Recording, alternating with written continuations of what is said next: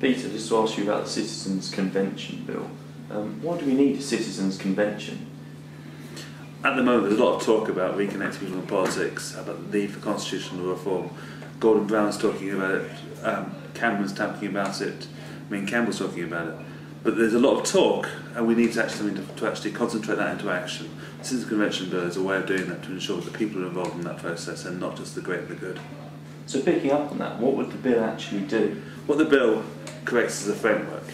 It forces the government to hold a convention within 12 months of actually the bill coming into law, and sets out the principles of how that should be taking place, particularly in saying the process the government would need to go through in terms of consulting with people about what the convention would do and what it would look like.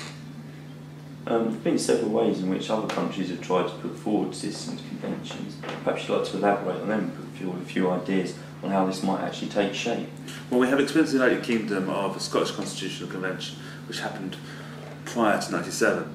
That was actually made up of NGOs, civic society organisations and political parties. But there's a completely different way of doing it, which has been done in places like Canada, where they brought together random selections of individual citizens.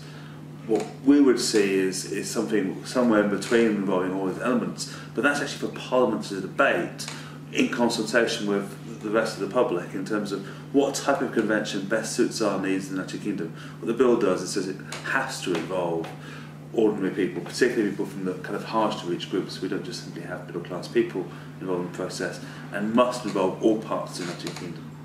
So does this bill actually have a chance of becoming law then? Certainly the principles behind it have a very good chance of becoming law, and the experience of many people behind it was involved in the Sustainable Communities Bill, which has been a 4-year campaign which has actually just come to fruition.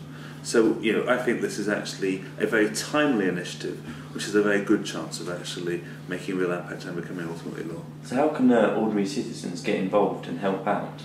Well, firstly, they can actually sign up to the bill. Go to our website, www.unlockdemocracy.org.uk.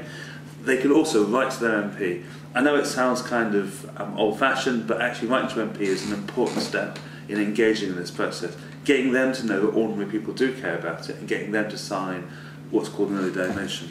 Those two things will make a real difference. And of course, all campaigns run on money they can actually donate. The more money we have, the more activities we can actually do.